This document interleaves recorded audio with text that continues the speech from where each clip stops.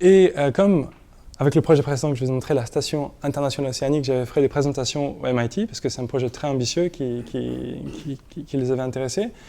Je les rappelle, et je leur dis, voilà, j'ai fait la présentation il y a 1 an et demi, j'ai un set de données important où j'ai plus d'informations que le gouvernement américain, j'ai des milliers de rapports tous les jours sur la marée Noire, est-ce que je peux faire quelque chose? Est-ce que je peux participer à un groupe de recherche?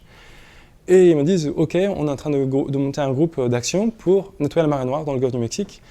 Et donc je me retrouve à déménager de Nairobi à l'époque à Boston et retrouver une équipe de chercheurs pour nettoyer cette marée Noire. Le MIT, certainement, c'est un endroit un peu légendaire et quand je suis arrivé là-bas, j'étais émerveillé par les moyens qu'on peut avoir là-bas. Et voilà, donc des super labos de recherche, un super club de voile où on pouvait continuer à expérimenter sur des techniques maritimes. Donc c'était vraiment le pied. Et donc j'ai bossé là-bas pendant quelques mois. Et après ce temps, on développait des super technologies, mais ça allait être très cher, ça allait être fermé, ça allait être dans le sens d'être propriétaire. Et on allait prendre 5 à 10 ans pour les finaliser. Donc c'était la frustration que j'avais d'être en Afrique. J'ai pensé que j'allais les résoudre en arrivant en Amérique.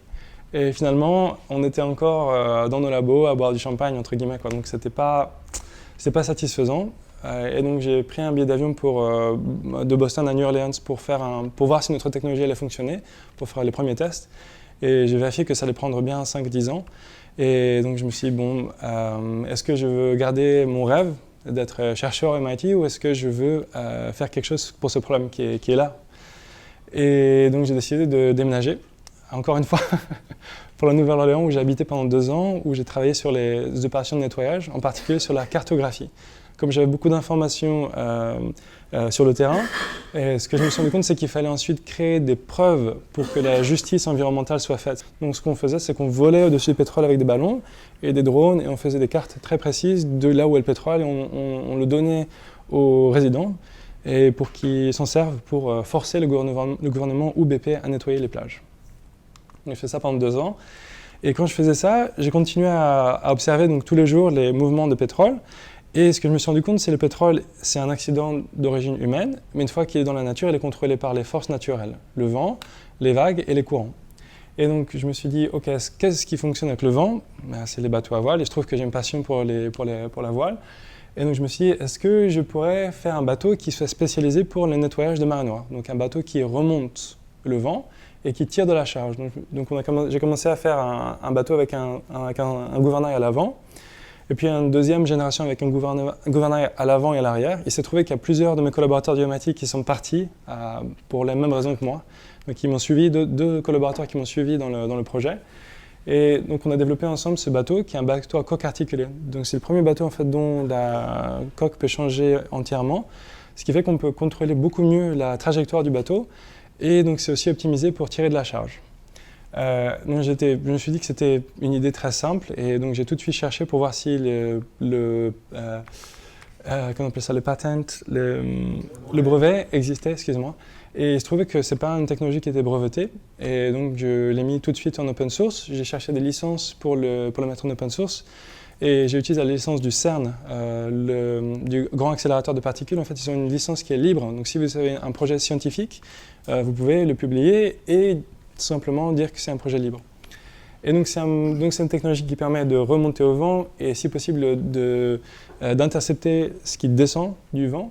Ce qui est intéressant, c'est que quand le bateau se courbe, il y a une partie, si on a plusieurs voiles, il y a une partie du bateau qui peut être exposée à un autre angle du vent, donc on peut tourner plus efficacement. Donc ça, c'est vraiment une évolution quasiment biologique, c'est-à-dire qu'on fait beaucoup de prototypes. La plupart de nos bateaux sont pourris, ils ne fonctionnent pas du tout, ou juste un petit peu. Mais ce qu'on fait, c'est qu'on apprend de chacun de nos versions, on apprend comment l'optimiser un peu plus. Donc on a fait des versions plus hautes. Celle-ci, elle est très très légère, donc c'est juste fait à partir de bâches gonflées à la pompe à vélo. Ça coûte celle-ci coûte 50 €. Celle-ci, elle coûte beaucoup plus, ça fait 30 000 €. Mais celle-ci fait 3 mètres de long, elle a été prototypée à Rotterdam. Donc des fois, on se retrouve dans certains coins du monde pour continuer à prototyper des bateaux. Et elle peut tirer jusqu'à 25 mètres de charge. Donc ça, c'est le plus gros proto qu'on a fait aujourd'hui. Voilà.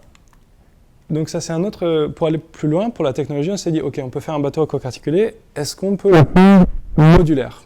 Donc au lieu de faire un bateau qui est courbe, est-ce qu'on peut faire plusieurs sections de bateau et les transformer presque en architecture de train? Donc on vérifie aussi notre système de voile qui est asynchrone, une voile qui vire de bord largement avant l'autre voile. Et on commence à rêver d'un bateau qui serait une sorte de bateau-train. Les principaux avantages du train, c'est que la résistance du vent, elle est absorbée par la première locomotive. La résistance des autres locomotives, elle est aussi réduite, on va dire, par le fait que vous êtes sur un rail, non pas sur de la route. Enfin, il y a plein d'avantages à avoir une architecture de train. Et donc, pour vérifier cette architecture, on a fabriqué un prototype de 3,50 m en mode char à voile. Et donc, ce qui est intéressant, c'est qu'on a besoin que d'un seul tout petit moteur, un servot, pour propulser un engin comme celui-ci. C'est un petit moteur à l'avant qui va contrôler l'angle entre le premier locomotive et l'autre. Il n'y a pas de moteur sur les roues, c'est entièrement passif. Il y a juste des petits élastiques qui sont sur les voiles. Et je contrôle l'angle des roues du premier wagon. Et c'est tout ce que j'ai besoin pour contrôler le véhicule. Donc, on s'est dit, ah ok, c'est intéressant, on peut fabriquer quelque chose qui est grand et qui utilise peu d'énergie et qui est très manœuvrable. Est-ce qu'on peut le faire à l'échelle? Et donc ça, c'est un prototype de 6,50 m, donc c'est plus long que la plupart des voitures. Et il est actionné par un micro-cerveau, donc par un petit cerveau.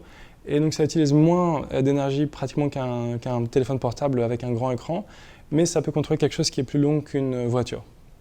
Donc c'est des pistes qui nous permettent de vérifier qu'on peut fabriquer des grands engins qui utilisent peu d'énergie, même pour le contrôle. Ce qui est intéressant pour moi, c'est de travailler en open source. Mon principe, c'est que si on veut s'adresser à des problèmes importants, des problèmes par exemple environnementaux, on n'a pas trop de temps à perdre. Et au lieu de chercher à être territorial, pour moi, c'est plus important de contribuer. Et donc, toutes notre technologies sont open source, que ce soit le texte, les images, la documentation, les technologies, les fichiers de fabrication, ou même les listes de suppliers, de fournisseurs. Merci, je suis vraiment désolé. Et donc, on partage au maximum. Et voilà, l'idée, c'est que si c'est important, tant qu'à faire qu'on travaille vite et ensemble. On documente tout, même les bateaux qui sont totalement foireux, qui n'ont pas marché du tout, pour permettre aux autres personnes de ne pas répéter nos erreurs. C'est quelque chose, même dans le milieu scientifique, on ne fait pas beaucoup. On parle beaucoup des expériences qui fonctionnent, peu de ceux qui ne marchent pas. Mais on veut vraiment avancer. Et voilà. Ça, c'est les fichiers de fabrication, par exemple. Donc même les réglages de machines, tout est partagé. Les fichiers de test aussi, les tests hydrodynamiques. Avant de mettre les bateaux à l'eau, on demande le feedback de notre communauté. Ils nous poussent à tester des idées différentes. Par exemple, si on met les vidéos aussi qui peuvent être assez humiliantes, où le bateau ne fonctionne pas du tout et ça dure une demi-heure. Mais c'est important pour nous de le montrer. Par exemple, le bateau était mal balancé, il y avait une bulle d'air qui était bloquée dans la coque, donc le bateau ne tenait pas du tout. Donc ça, c'est même après 2-3 ans de développement, il y a encore des problèmes de débutants, entre guillemets, parce qu'il y a toujours des accidents quand on fait des protos. Voilà, donc dans cette vidéo, quelques minutes après, je vais passer en accéléré pour gagner du temps. Voilà, quelques minutes après, pendant le test, on découpe la voile. Après, on avait des fluides dans la coque, on met du pâte-à-fixe, de la colle, enfin, on fait pour que ça fonctionne, et puis ce qui sont des erreurs, on apprend. Et surtout, on met les plans en ligne et on laisse les gens nous allumer sur YouTube et nous mettre des commentaires dégueulasses. Et voilà, on écoute, et on prend les feedbacks et puis on essaie de s'améliorer, quoi. Et donc, ça a permis cette approche à plein de gens de faire leur propre version, des fois qui marche beaucoup mieux que les nôtres. Et aussi de monter de l'argent de manière collaborative et communautaire. Donc c'est sur Kickstarter. Et donc sur Kickstarter, on a levé 33 000. Et c'était à l'époque où Kickstarter commençait, donc on était le deuxième projet de nature scientifique. Avant, c'était que des projets de manière artistique. Donc c'était vraiment le début de Kickstarter. Donc à l'époque, 33 000, c'était une très grosse somme. Maintenant, 33 000 sur Kickstarter, c'est pas grand-chose. Il y a beaucoup d'entreprises qui s'en servent à beaucoup plus grande échelle. Mais ça nous a aussi aidé à développer un réseau d'innovateurs, de gens qui sont la plupart volontaires et qui contribuent au projet. Et ça coûte pas cher de travailler en open source et en collaboratif. On utilise pratiquement que des outils qui sont gratuits. Là, c'est Google Hangout, vous pouvez voir, on utilise pour Google Docs. Donc la plupart de nos outils sont gratuits. Donc, finalement, on n'a pas des grands frais d'infrastructure. Et quand on a de l'argent, on se retrouve physiquement dans les mêmes lieux, autant que c'est possible, mais ça coûte cher de mettre les gens dans le même lieu, de les faire travailler avec des outils. J'imagine que vous êtes entrepreneur, vous savez qu'une journée où les gens ne sont pas productifs, ça coûte beaucoup d'argent. Et donc en 2011, après un redémarrage, j'ai un investisseur qui m'approche et qui me dit « Je vais te mettre 10 000 euros dans ta boîte et chaque mois et je voudrais 10% de la société. » Et je me suis dit « C'est une super occasion, on va avoir de l'argent pour travailler, allons-y quoi. »